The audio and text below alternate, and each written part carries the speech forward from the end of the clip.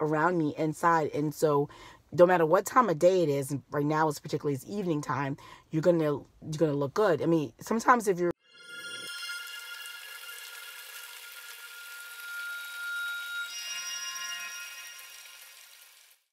Hi, it's JJ Gat. Welcome back to my channel. For those of you who are coming back, for those of you who are new, I invite you to like, subscribe, and follow if you are like what you see here. So last week I had a great week, or 2 weeks ago I had a great week with a video that I did explaining the American descendants of slavery. And so that's been a really active, ongoing conversation. It's been very enlightening to me. So today I am going to, while I did that, one of my friends saw it because I produced these videos and then I edit them and then I publish them on my Facebook page, or personal Facebook page, other Facebook pages, business pages that I earn. And I also publish them on this YouTube channel. And so one of my friends said, "Are you in a car?" And I'm like, "Yeah, I'm in a car."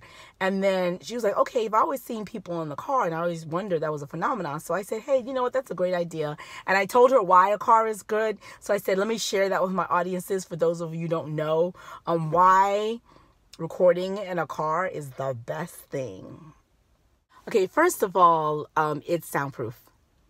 Now, not technically soundproof because it's not a soundproof booth. However, to the fact that a cabin inside of a vehicle is enclosed. So for those people who, like me, or who have home studios, or who work from home, or who record videos in a home studio, not a professional studio, a lot of the spaces there are large, and so there's an echo. And then also you can get noises from outside come in. And then also a lot of times people are recording videos in homes where other people are living there. A lot of us have children, and so inside a car is gonna drown out the noises from the people inside the home for the most part, because it's good for sound. I don't have to do much sound editing because it's contained. And so long as there's no helicopters, or I'm parked someplace where there's not a busy city street where there's not a lot of cars and a lot of sirens and emergency vehicles rolling around, it's a great soundproof space.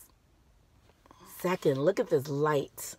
So you have, I mean, for those of you who know anything about photography, videography, you know that natural light is the best light, and it's good for any complexion of people.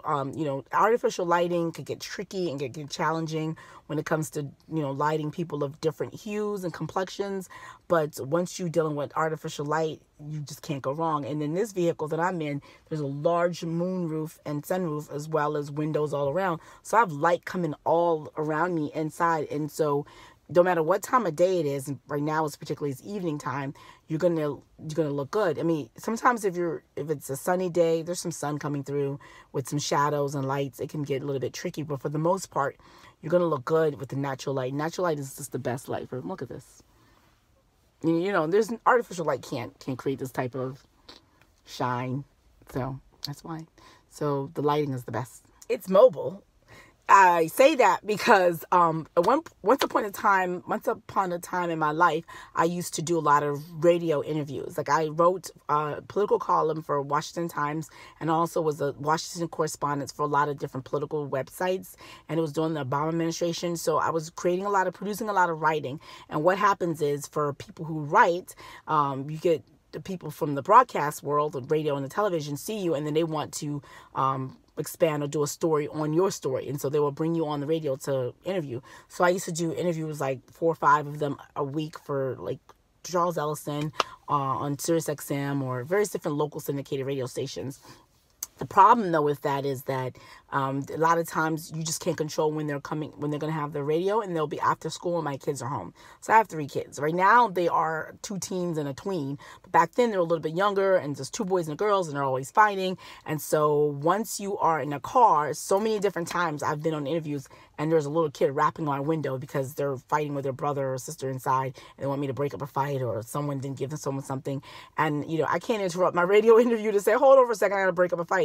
And what we already know from that viral video for a few years ago, there was a BBC expert on something, and he had set up his studio in his office, and in rolls in his little toddler kid in her car, in her walker, and her little sister came in through, and his wife dashed in, and she's trying to pull them out because she knows he's live on the radio, on TV, and then the people on the TV are looking like, okay, that's funny. It was the funniest moment. It was a viral moment. They had a little fame from that, but it was hilarious. And a lot of people like us who have children who record and do studio, whether you're doing webinars or whether you're like just a vlogger or YouTuber, we all know that that's a common problem. A common risk is for the kids to knock in, and you try to tell them, I'm recording, and then they're like, yeah, but they're kids. So the good thing about it being mobile is that you can just turn on the ignition and just drive away. So what I used to do is I used to just drive down the street like 1 block and park up and then do my interview there. So I'm not too far away from them if they need me. I don't know if I told them, but I knew that they were close at hand, and not too far, but far enough for them to not like interrupt my interviews the way they've done before. So I had to learn that the hard way.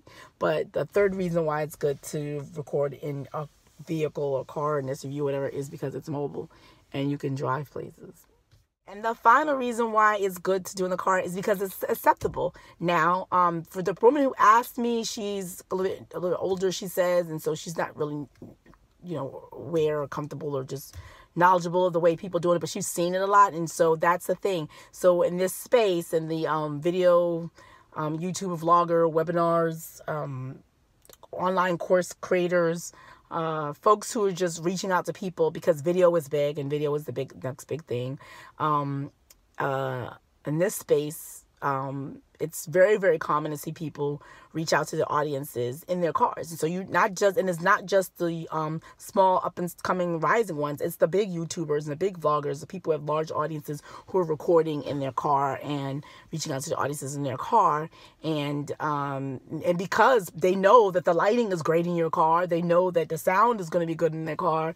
And so for all the reasons I said why it's good to do it, they know. And so for you who are just starting out, if you don't have the funds or the resources to set up a home studio, like I purchased a little home studio kit. However, I share that the kit goes into my office, and my office space doubles as a space for the children. They do their homework in there, and I also have my office in there. And so it's just too much to be breaking it down, setting them up, to do a quick little video. And so it's faster just to get in the car and just use your mobile studio and then go from there.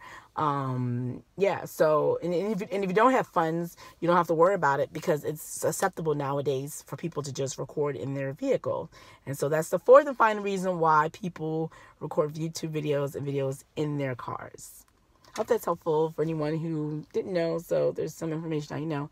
Again, this is JJ Gatt. I invite you to like, subscribe, and share this video if you like it. And I'm going to maybe alternate between how-to videos and social videos. So I think my next video I'm going to talk about the different types of privilege. So that's a common word. It's not going to be a combative video, I don't think. I think it's going to be just explaining different types of privilege. I think it'll be interesting. Stay tuned for it. Bye.